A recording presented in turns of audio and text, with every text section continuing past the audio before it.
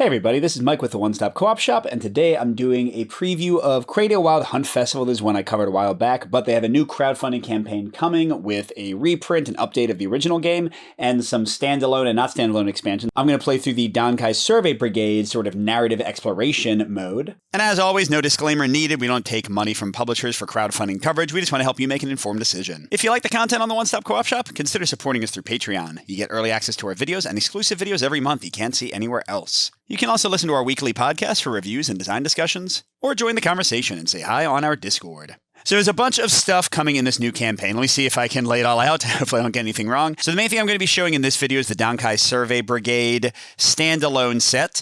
This has 5 characters. I'm going to be using 4 of them. And it adds a narrative kind of exploration element where you're going to be going to these different locations and reading narrative entries and like unlocking relics and special things and suffering negative effects before you get to the boss fights. Because if you haven't seen Kradia Wild Hunt Festival before, this is primarily a JRPG, Japanese RPG style boss battler, where 1 to 4 players control a team of 4 characters, fighting against these super interesting and tactically engaging bosses. And in the original Kradia Wild Hunt Festival, which is also getting reprinted with an updated version, I think they're calling it like the Anniversary Edition or something. That one's going to have like some DLC bonuses. They've redone some of the graphic design for the heroes to make things look cleaner. But basically the same thing. Everything is cross-compatible as far as I can tell. But yeah, in the original one, you had 2 ways of playing. You had story mode, which was kind of the most basic, where you would start with your 4 characters at level 1, and they'd fight a really easy boss, and they'd level up to level 2 and fight a slightly harder boss, and so on. And then you also had challenge mode, where you would start at the max level already, level 4, which is also the case in this one. So you're going to see kind of highly powered characters already, and you'd go against one super powerful boss in just a quick like one-off play. They also in this campaign have a 3rd set. I think it's called Aria of Light and Shadow, Aria of something. And that one's not a standalone, but has another different story mode and also some more characters. So lots of stuff to dig into, but I'm going to show you the Dankai Survey Brigade kind of narrative exploration one. If you want to see the slightly more straightforward boss battling gameplay of the original, go check my original preview or the extra playthrough I did on the channel. While the graphic design will be different, basically all the rules and everything still apply. All right, so let's briefly meet our characters and then go into the adventure.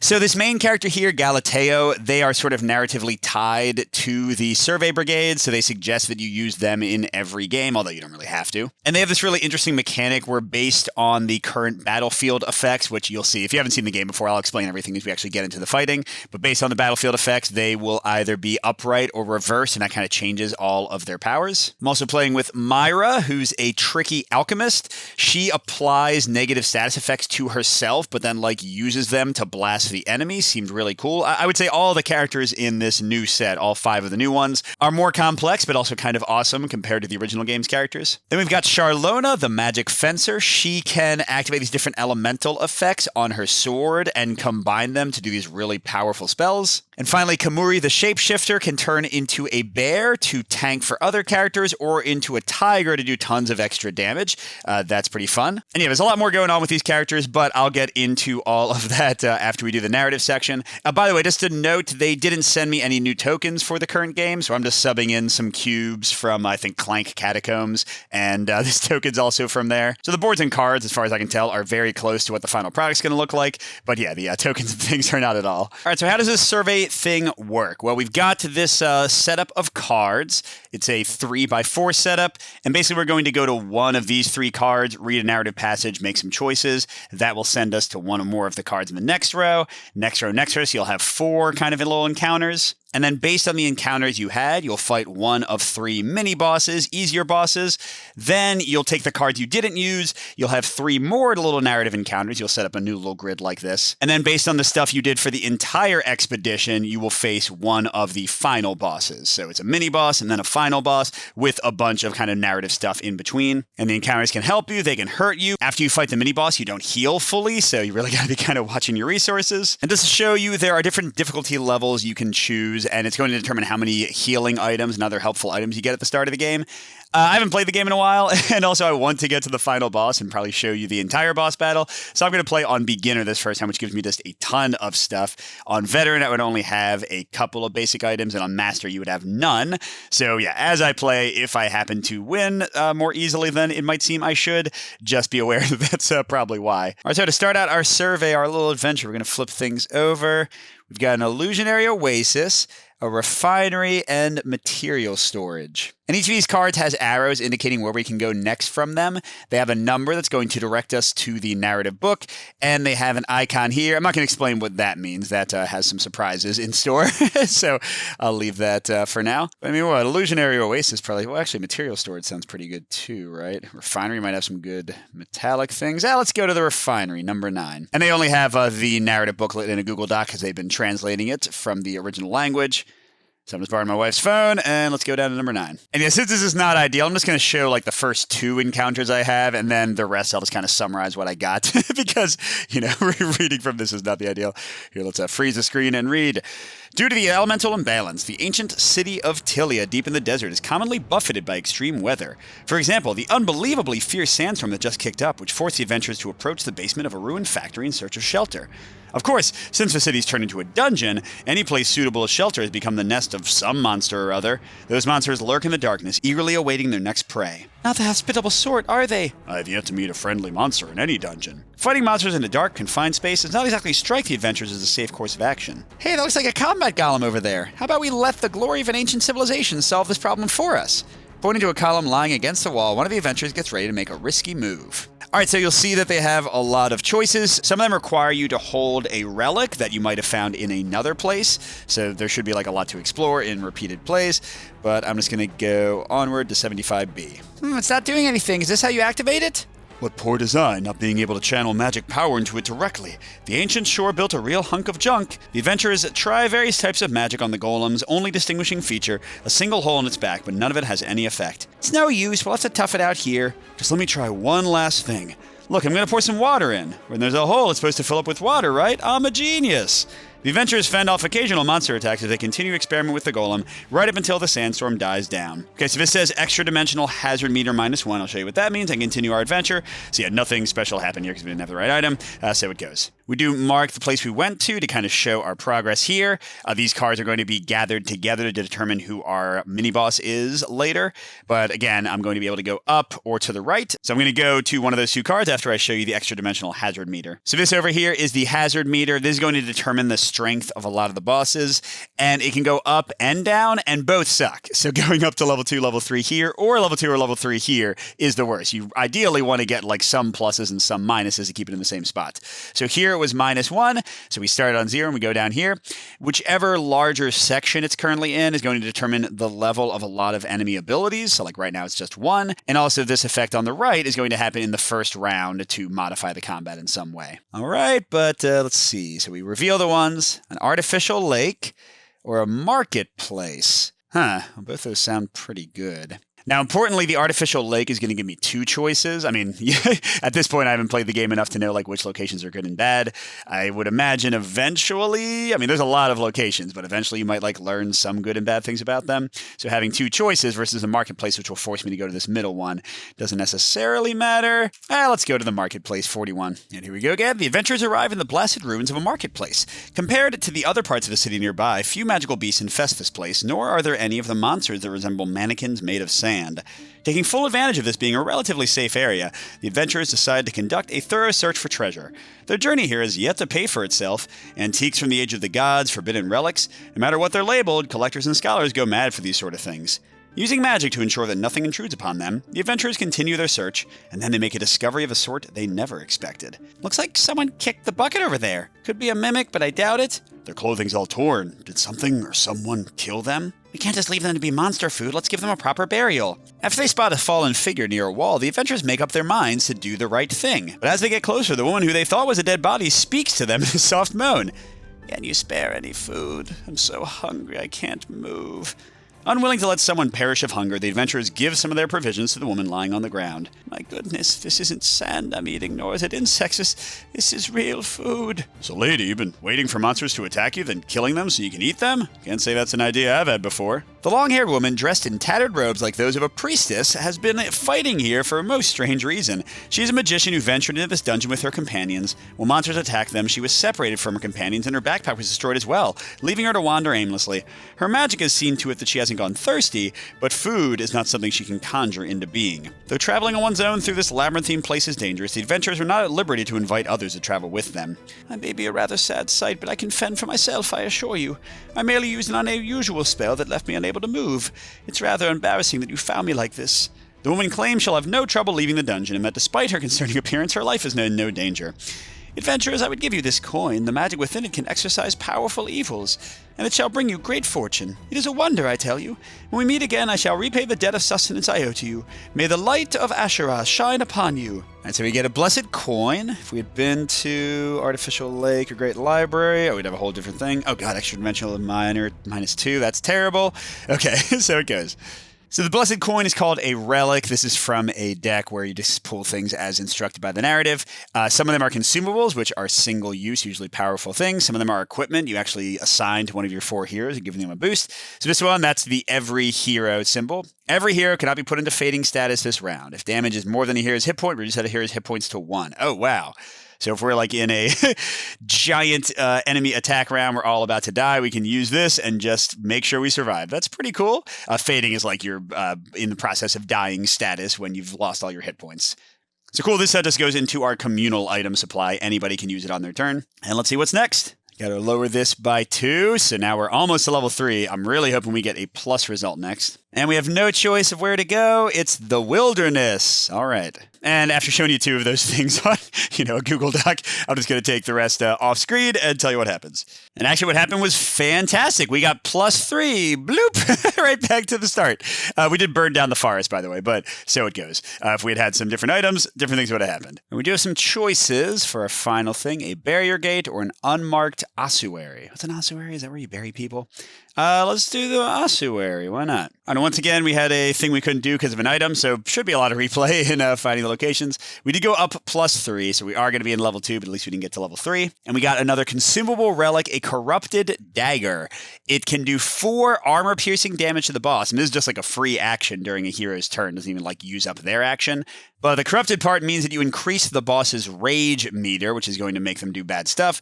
Although if you do it when the boss is about to pop their rage anyway, when they're about to reach the end of their track, as you'll see in a second with the boss fight, that wouldn't really be that bad. Okay, so not a terrible result. And now what I do is I take the 4 cards that actually made up my journey, the ones that have the tokens on them, and I add up the 1's digit, throwing away a 10's digit whenever I get one. Okay, so 1 + 9, that just becomes 0. 7 + 3 is also 0. And that'll determine who I face. So if the total is 1, 4, 7, I would face the Killer Rabbit. 2, 5, 8, the Plant Chimera. 3, 6, 9, the Mind Devourer. But hey, with a 0, I get to pick. And I'm a Monty Python fan, so let's go for the Ravenous Killer of Ill Omen, the Killer Rabbit. Look at the bones! Now, these 4 cards are going to be taken out. Anything that I didn't move to or that was never recovered, never uncovered, is going to get shuffled in with the rest for the adventure before the final boss. All right, here he is, the Ravenous Rabbit of Ill Omen. So we got to set up some things for the boss. They need this, their rage meter I mentioned. He starts with 29 life. I will explain how all the mechanics work, because now we're actually getting into the core part of the game. And yeah, as you can imagine, we got to get him down to 0 life while taking, hopefully, as little damage ourselves. And these mini bosses in the dungeon crawl mode have a drop. In this case, we're going to get the Lucky Bunny Ears relic, once we defeat the guy, of course. But first, we need to check the effect of our level. At the start of the battle, oh god, +3 rage, wonderful. And then for every effect that has that green icon, it's going to be a 2. So he's starting out over there, just about to trigger his rage effect, which is Ethereal Form, which is actually not that bad. It does mean that he takes way less damage, because that's supposed to combo with his Overdrive, which is only in effect when he's at 1 to 20 health. Sorry, I'm kind of getting ahead of myself. But yes, long story short, getting 3 rage right at the start is not going to hurt us that badly. But let's talk through how a round goes in the boss mode. So first you have a battlefield phase. If you watch the original game, this used to use a deck of 3 cards. And what would happen is you would flip the first card. It'd be sun, moon, or star. And you would trigger that effect for the round. Then out of the 2 remaining cards, you'd shuffle them up and flip one of the 2. Let's say it was moon. And then the third card would obviously be star. But then you also start like for the next round, you go up to the top column of that same final third card, which surely worked fine, but I will say that it was annoying for me to have to shuffle 2 cards. And there was a potential for those cards to get some wear and tear. So what they've switched to for the new edition, and this is just a prototype, is a die, and you just roll it to see what the battlefield effect is. Let's say that I got a sun, right? And then on the next round, you roll it, and if you get, a moon, it goes to moon. If you get star, it goes to star. The fun thing is if you get the same one you already have, like in this case, sun, one sun has a moon on the other side, and the other sun has a star on the other side. So you can just flip the die to its opposite face, and you'll get the result you need. And then it still works the same that if in the third round it's on star, it'll be on star for the fourth round. If it's on moon, it'll be on moon for the fourth round. And each of these has different effects. So yeah, anyway, it's still the exact same mechanic. And we're starting on moon, which means the first player is immediately going to get 1 red mana or 1 blue mana. The first player being Kamuri here. And just to kind of talk through a character's board, because we're about to actually jump into the first character turn, this is their health. You'll see that different heroes have different max, and we'd start with our max. This is your bonus attack track. It's at 0, but some effects will move it up. And then when you do a basic attack, you add that much damage to your attack, and then it goes back to 0 after you've used it. But many heroes don't have any way to raise that up, so you won't use it very consistently. This is your red and blue mana track. Each hero has a different amount of max mana, so it kind of changes up. This is your charge attack spot. So as you'll see in a second, on your turn, you can do a basic attack, a charge attack, which requires a die roll, or you can use a skill, spending mana. That's your 3 options for your character. So for a charge attack, you roll a d6, and generally the higher you roll, the better. But since we're starting on level 4 in this mode, we're already starting like fully leveled up, we have this card. You would usually get this when you went to level 4 that makes your charge attacks all a little bit stronger. And similar thing for hero skills. For level 1 to 2, you just keep this. So level 1, you only have 1 skill. Level 2, you add another one. For level 3, you pick one side of a card and you'll get a different final skill. I've decided, because I don't have a ton of healing in this party, to make Kamuri focused on his bear ability. So his final skill relates to transforming into his bear kind of tanky mode. If I had more healing and didn't have to worry about damage as much, I probably would have gone for the tiger focused one, which is just dealing more damage overall. But okay, I'm getting a free blue or red mana. Tiger form comes from spending red mana on his shapeshift skill, and bear comes from spending blue, so I guess I'll take the blue for free. And now we go to actual turns. So again, what you can do on your turn, you can do a basic attack. A basic attack does a single point of damage, so I would move from 29 to 28. And then after you deal that 1 point of damage, you gain mana equal to the color of where the damage token lands. So here, if I did a basic attack, I would go to 28 and get another blue. That's called enhancing, by the way, when you gain the mana of your current space, and it looks like that icon with a little red-blue person. Instead, I can do a charge attack, which for Kamuri, on a 1, he would miss and hurt himself 1. That's the -1 blood drop. When it's a dragon head and -1, that's damage to the boss. So on a 2, it'd just be identical to a basic attack. On a 3, it would be 1 damage and duration +2, which doesn't do anything until he's transformed, but then he has like this little ticking down duration track, so you can stay in your form longer. On a 4, you do 1 damage and get to enhance mana twice. On a 5, you do 2 damage and gain duration, blah. And on a 6, he'd deal damage equal to duration, but then he would stun himself. I feel like I should just transform already, right? Yeah, so let's go ahead and do shapeshift.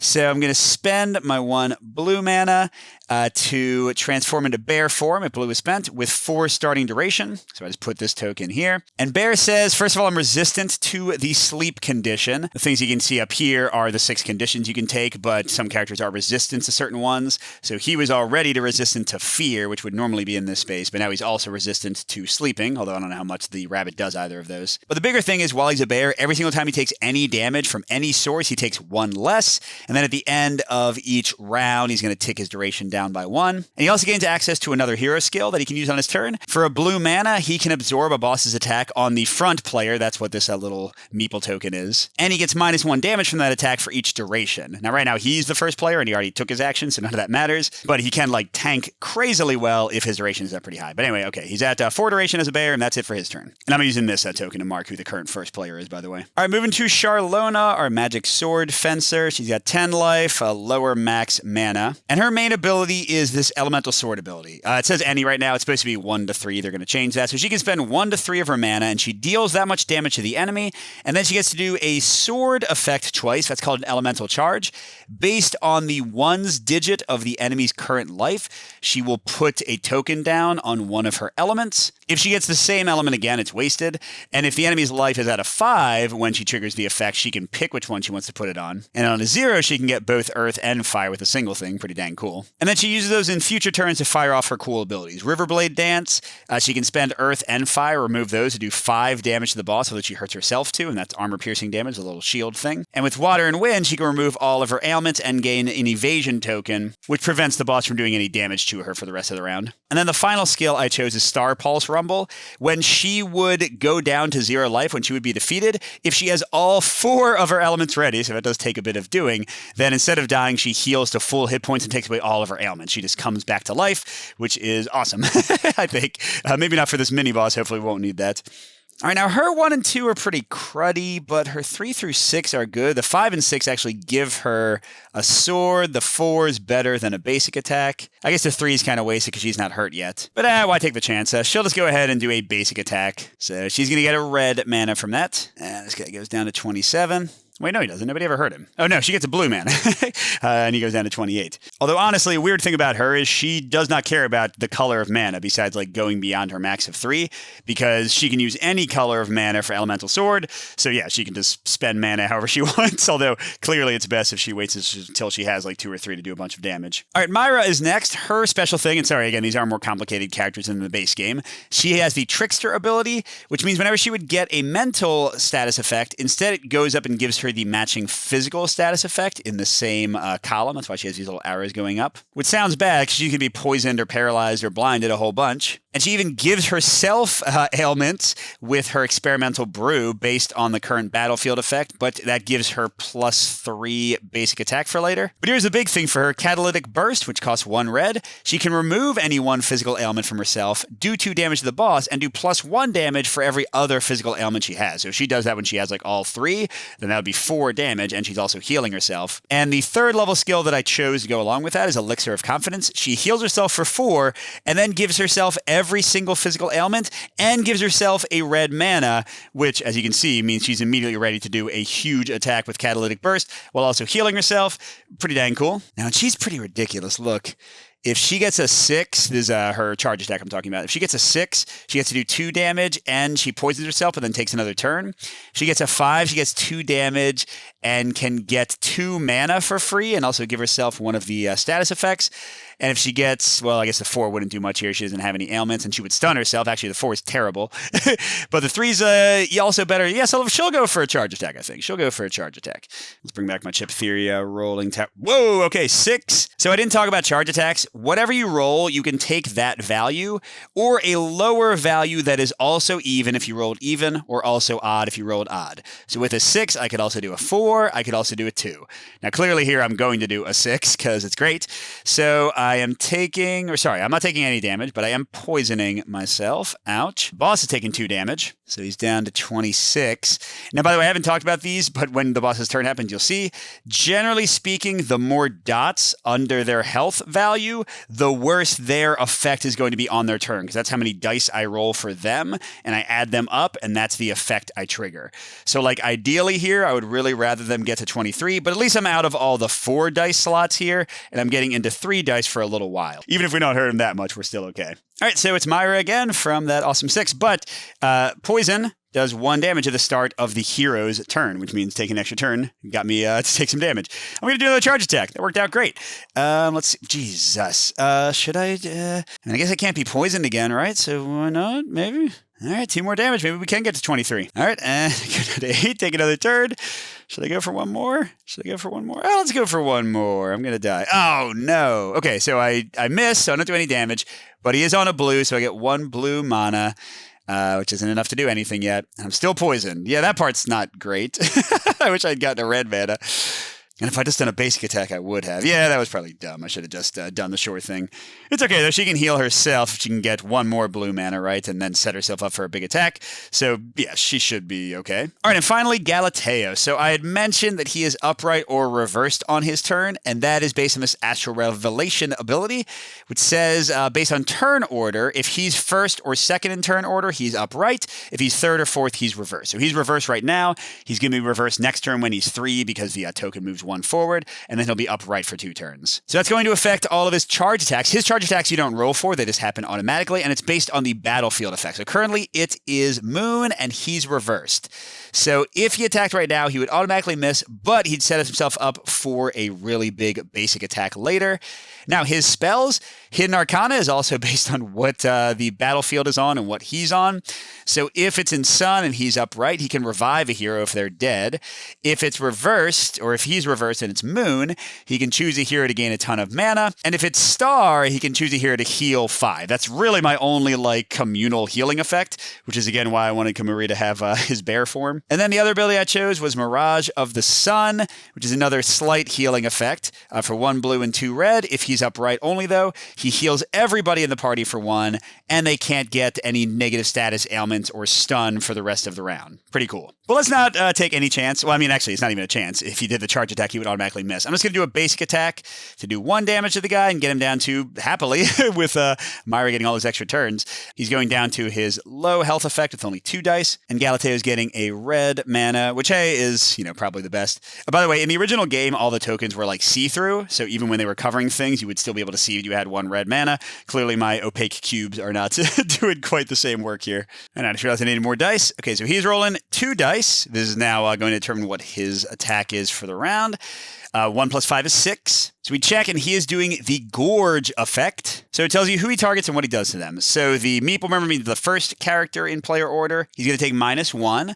And then the second character in player order is going to take minus the hazard level, which is 2, remember. So 2 damage. And also is going to get the Fear status effect, which prevents the character from using any of their hero skills until it is cleared. Poison does 1 damage every turn, you know that. Blindness, like in Final Fantasy, means you can't do basic attacks. Paralysis means you can't do charge attacks. Sleeping means you can't do anything until you take damage and wake up. The one that Galateo is resistant to is Confusion, which means on your turn, you just attack your friends instead of actually helping the team.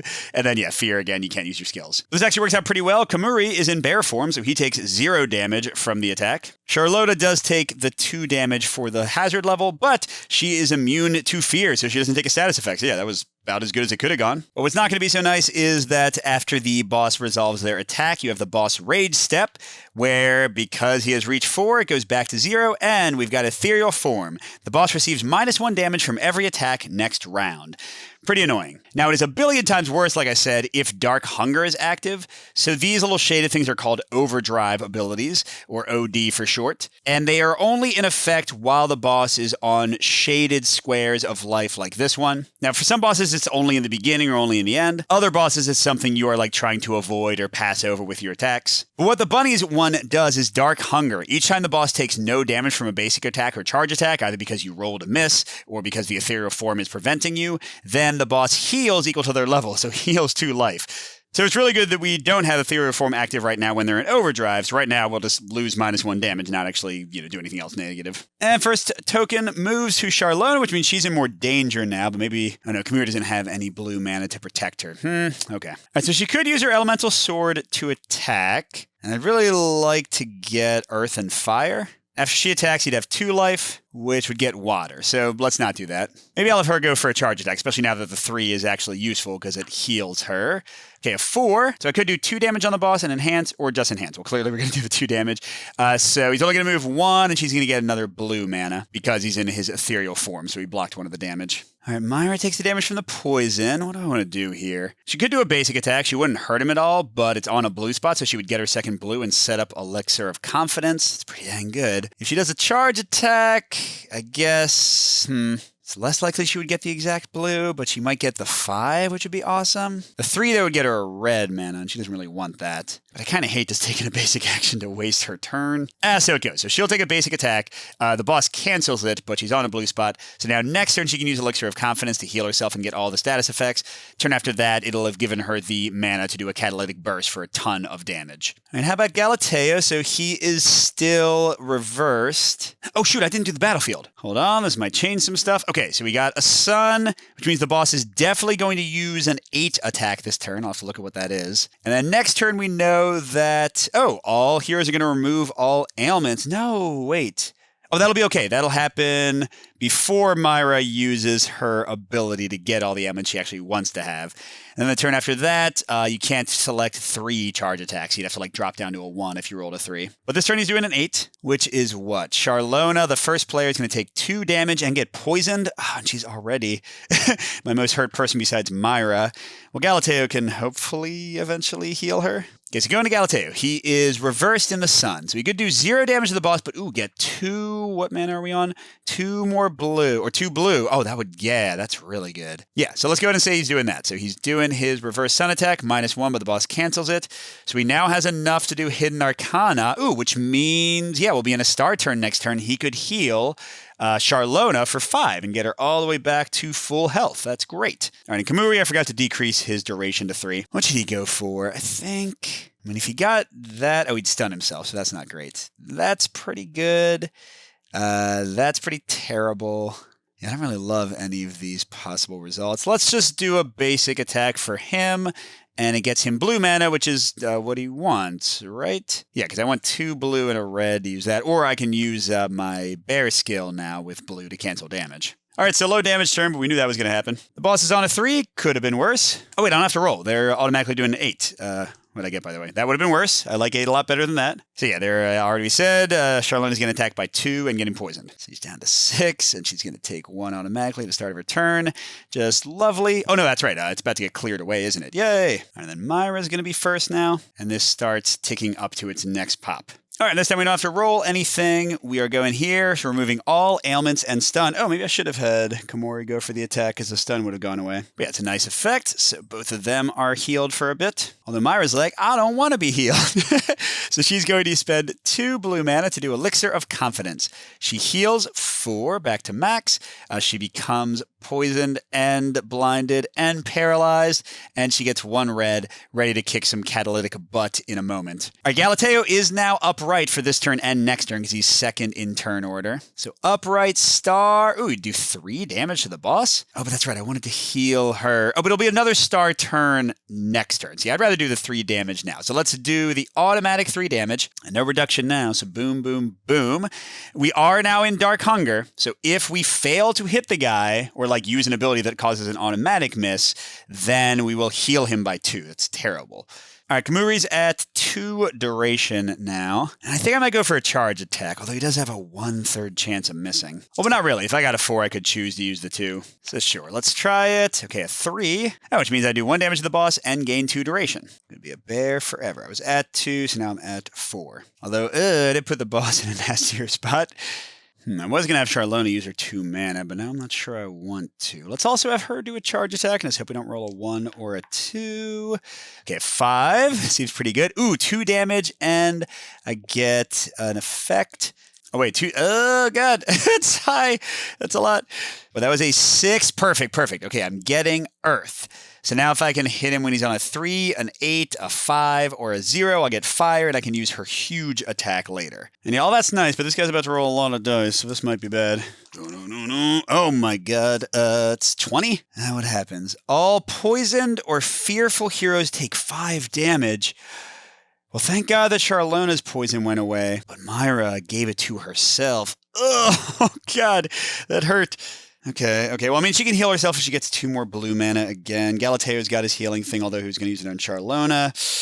Okay, and he's 2 turns away from being in ethereal form again, although we've gotten him down a lot of life. All right, and Galateo's first, and we cannot do a 3 charge attack this turn, so charge attacks are a little bit less good to use. That's what I want to do. He is upright in star again, so he could do 3 more damage to the boss, but if I don't use my healing power now, I'm going to lose it. And we keep our damage as we go into the next part of the adventure, so it seems like probably a bad idea. But 3 damage is 3 damage, y'all.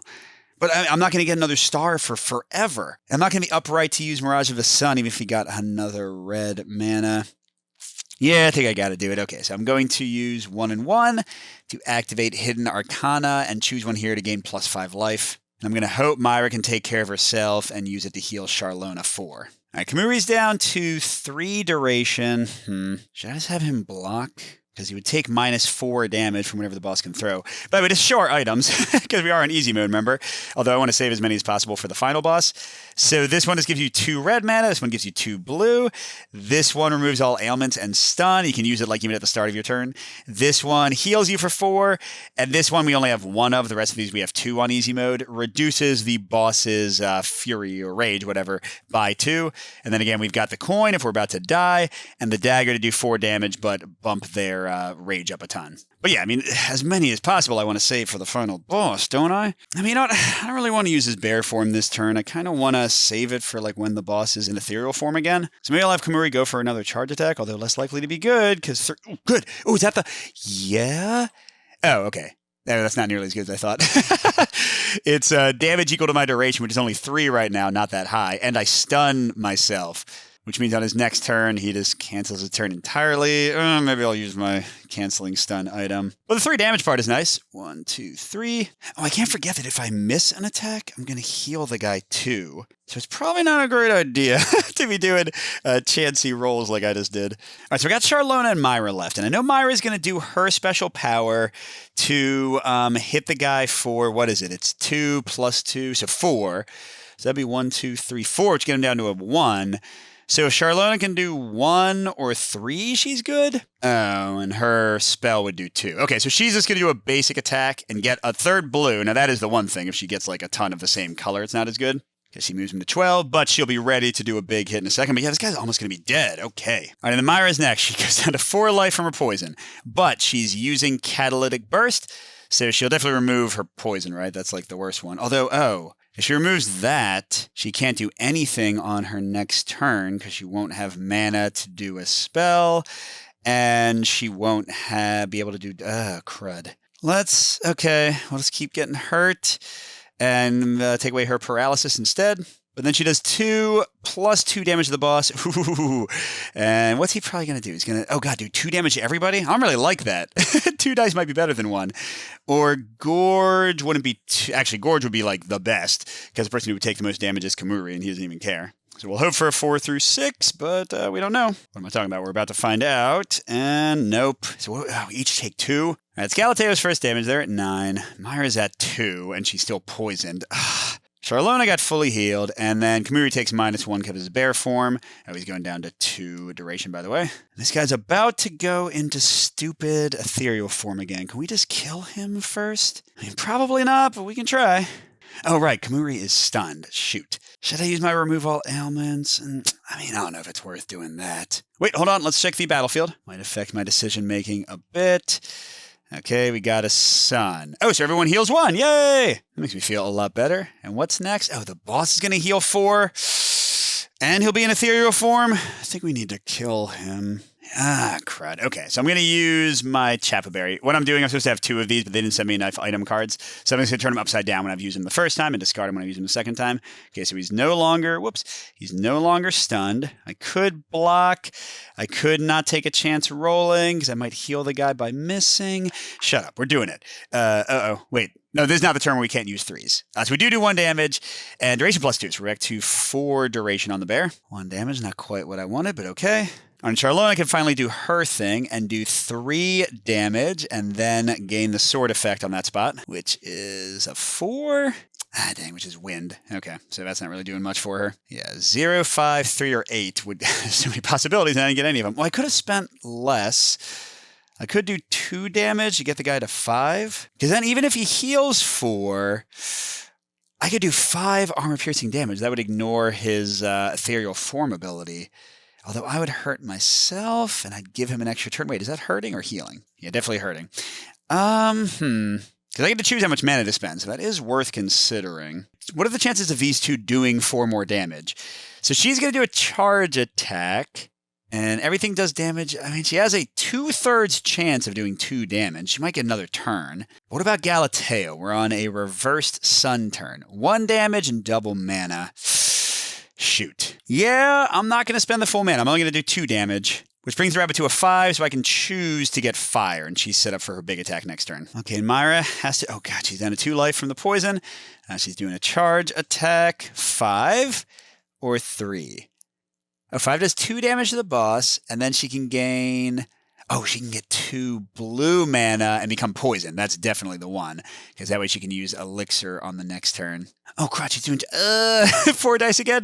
Well, I mean, who's... Sharlana's poison, so she would become fading if they got that one. 4 dice on average, though, are going to be 14, so it's more likely Shadow Slayer. He doesn't receive damage from basic attacks next turn, and +2, I don't even care. So, maybe the 4 is okay? Oh, crud. I just realized if Galateo does... What are we on? Sun reverse. Oh, no, he does hurt the boss. I was thinking that he wasn't hurting the boss. So, oh, crud, but he's also going to... He gets 2 blue mana, which doesn't help him at all. Oh, well, whatever. We're doing it. So we're getting him back down to 2. Please roll a 4, 5, 6 this time. I don't want to have everyone be down 2 damage. All right, and yep, here we go. 4 is fine. So, this is actually back around to the original order. Kamuri takes 0 damage because of Bear, and Sharlona takes 2 and is afraid, but she's immune. So honestly, a pretty great result. But he's going into Wraith form or Ethereal form, and he's healing back to 6. Sharlona will do 5. So we just got to do 1, pass his armor, but not get a 0 result. Oh, and what's this going to next turn?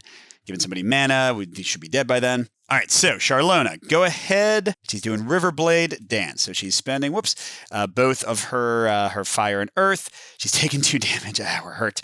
But doing 5, it ignores the ethereal form. So boom, down to 1. All right, and then good. Myra's going to get to fire off her ability. So she takes 1 damage, and then she's going to use Elixir of Confidence to go back to 5. And she gets all her status effects, but I'm pretty sure those all go away. She gets 1 red mana, but I think that goes away too.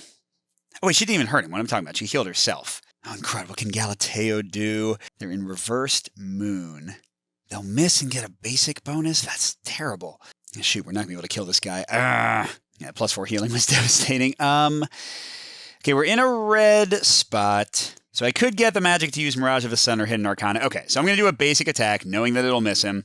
Get Galateo +1 red. And because he took no damage and he's in a shaded spot, oh my god, he goes back to 3. Well, let's see if we can do 1 damage with Kamuri. Is that possible? He's got the bear blocking thing ready. Let's do a charge attack. They work pretty well so far. Oh, 5. That seems probably good. So +2 duration, he's back to 5. And okay, he's doing 2 -1. Although again, I don't know if that's like the right spot to be, but okay. All right, so we're getting attacked again. Stupid rabbit. Okay, good. He did, I guess good. So Charlotta's taken 1 more damage. Oh god, and Myra. Well, these are the 2 I don't want to get hurt. She's taken 2 and she's getting afraid. Oh, crud. She actually is afraid because how her rule works is they move up to the top and become the physical ailment unless there's already a cube there. So she can't do anything on her turn? Gosh, darn it. What was that? 2 and 1. Leave my lady members alone. Okay, but he's not ethereal anymore. And we're getting some free mana. Oh, for Myra, which doesn't matter because she can't do anything. Okay, so she just skips her entire turn. I'm not going to use my other item. I think I can kill this guy without it. Galateo is, Moon Upright. No, he can't do a cool power there. I was going to do the healing thing. He could do if he was in Star. If he does an attack, he just gets more mana. That doesn't matter. Oh, he doesn't have enough red mana for Mirage of the Sun? What the heck, dude? Okay, well, let's do a basic attack for 1. And I guess Kamuri will as well. So boom, we've won. And okay, I forgot this. I just looked at the rules. Your mana sticks around. Your buffs go away. Your ailments go away. That's good. Oh, and his bear form sticks around. He's still a level 3 bear. Oh, man, that means that Sharlona... I guess I could have kept my earth and fire to wail on the boss right when they come out. All right, and we get the Lucky Bunny Ears. Ooh, the hero with this item receives 1 less damage from all sources. There's an obvious choice for that, I think. Miss, I'll poison myself forever. Myra will now take 0 damage from her own poisoning. That's fantastic. Now, how's she going to fit the bunny ears under that giant hat? Anybody's guess. God, that hat, look at how big that hat is for a second. Maybe I'll zoom in on the camera here. It's like, that's the top. It's going, it's still going. It's like a tree, a chat tree. Wow. All right, now to show you how the next survey works to get to the final boss. So we set this up, and we can go off of where the last person went. So kill a rabbit, we can go middle or left, I guess. And like I said, we take all the cards that we didn't go to, including ones that we saw but didn't use. This time, it's a grid of 3x3 cards. And don't pay attention to which column these appear to be. So the kill a rabbit will let me go to either of these. So let's see, we've got an underground prison. I don't like the sound of that. Or, the illusionary oasis. I never went to that one. Well, sure, let's do the oasis. And dude, I thought Oasis would be nice, but it was better than I thought. We all heal 3. Woo! Whew! That saves me having to use my items as quickly. Charlona's alive again. Kamuri has somehow never been hurt. You're cool. Oh, and then the thing is set to 0. That was the best encounter ever. Go to the, I mean, it makes sense thematically, right? But go to the Oasis, everybody. And I can freely pick where to go now? Okay, observation, deck, plaza of inscriptions, or great library. One of the other things I mentioned, I'm going to go there. Okay, well, unfortunately, all I got was a +1. There were some things I could have gotten, but, you know, I didn't have the stuff for him. Okay, and then I have to go up here to the theater. Hey, I'm a man of the theater. That sounds good to me. All right, well, that reminded me a bit of Final Fantasy VI, for those who know what I'm talking about. But I got some sheet music, Pioneer of Truth. And look, it gives every character +1 to their next basic attack. That's pretty cool. All right, and now we would determine who our final boss would be. That one is a bit more of like a kind of discovery thing. They didn't want me to tell you exactly how it works, so just know that sometimes you'll get different final bosses. And since this video is going a little bit longer than I prefer my previews to go, I'm just going to talk about what one of the final bosses would look like, and then I'll give my thoughts on the system overall. All right, so this is the Smelter of Souls. You can see you get a specific narrative passage when you fight them. I think there's 3 or 4 of these final bosses. He has an opening attack summon weak spots. Several of the final bosses have this. So opening attack just means it comes out of the beginning. This one is Sea Monster's Bloody Tusk. So if we do charge attack 5 times, so each time we do, we put this down here. Then we get to lower the hazard level by 1. And by the way, I didn't show, but my last encounter did push it up to 2. So that would weaken him for the rest of the battle. Pretty cool. And let's see what he does. So first of all, he's got a lot of these shaded spots with, oh man, stun and other negative status effects.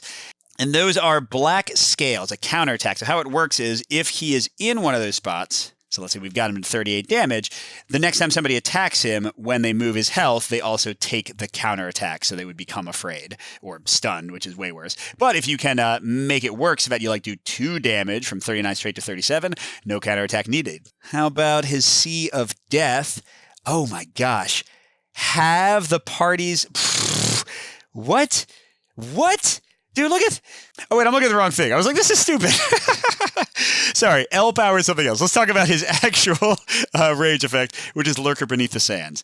So when this triggers for the next round, he receives minus level damage from each attack. Wow, so that's even worse than the rabbit.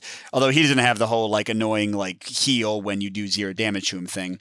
But yeah, that would make getting his weak spot gone even more important. But yeah, sorry, Sea of Death. L power means that whenever you get him to 13 life or less, so even if like you jump straight past 13, it still triggers. It's a one-time power, so even if he heals back up and then goes back down again. So we have everyone's hit points routed down, and then we increase the rage by that level, which means he's probably about to hide under the sands and be hard to hurt again. And what do his attacks do? Flame of the Netherworld just would do 2 damage to the first and second person. That's not too bad. Bite 4 damage to the first person and paralyzes them. Ouch. Although that's a great one for Kamuri to deal with his bear form. Soul Drain would have the first person's health. That's not fun. Burning Legion. Each hero receives damage equal to their red mana, but heroes with 0 red mana get poisoned, so you'd want to have 1. Sand Stream. Everyone takes damage equal to the level, and everyone becomes blinded? Penetrating Bow and Lance. The hero with the highest hit points goes down to 1. That means set your life to 1. That doesn't mean take 1 damage. That means set your life value to 1. Tyrant's Roar. Everyone becomes afraid, and then he increases his rage. Phew, yeah. This guy would have been fun. Oh no, we're out of time. Mike doesn't have to embarrass himself trying to kill this guy. Oh, one other thing I didn't talk about. If you die to one of the bosses, the mini boss or the main boss, the first time is basically like your rank is going down. The first time you get wiped out, you get to heal to full, and everyone gets 2 mana, both red and blue. But you restart the entire battle. I should mention that, so the boss doesn't keep their damage. The second time it happens, it's even better. You get even more mana, but the third time you lose the game. So you can see combined with the difficulty modifiers, you can kind of make it pretty straightforward to win the entire battle if you want to, because man, with each of us having 3 of each mana, we could do damage for days with that. But I'm going to stop there. So what do I think of Kradia Wild Hunt Festival and the new stuff? First of all, I haven't played Kradia in forever. I did call my copy, and this is one of those ones. This happens every once in a while. The second, I was actually watching my own video, my own playthrough, just kind of like remind me of the rules, and I was like, well, this game is great. Why did I get rid of this game? And I don't know. Sometimes I just get in these calling moods where like, I'll just call lots of stuff because I haven't played it in a while, forgetting whether it's a good game or not. I think the JRPG combat in this one is friggin' great. Like, really tactical, really interesting. The characters are super diverse. And now that with this new set, you could have 5 really cool, I think all the new ones are awesome, really cool new heroes. And then I think they said 2 really cool heroes in the like standalone, or not standalone, that one's not standalone, the Arya expansion. That would be, I think it's like 15 characters. So that's pretty dang cool. The bosses are incredibly diverse. And again, with like the new content, there's just going to be so much stuff in there. And I did look back at my old review, and a few of my complaints were that the game can be like so exacting with like the order you do things that it can be like a little bit overwhelming tactically. I feel that not as strongly playing it again and like watching the game again. Because yes, messing up can make the entire game go like an extra round, but usually the bosses aren't like straight up killing you in an extra round.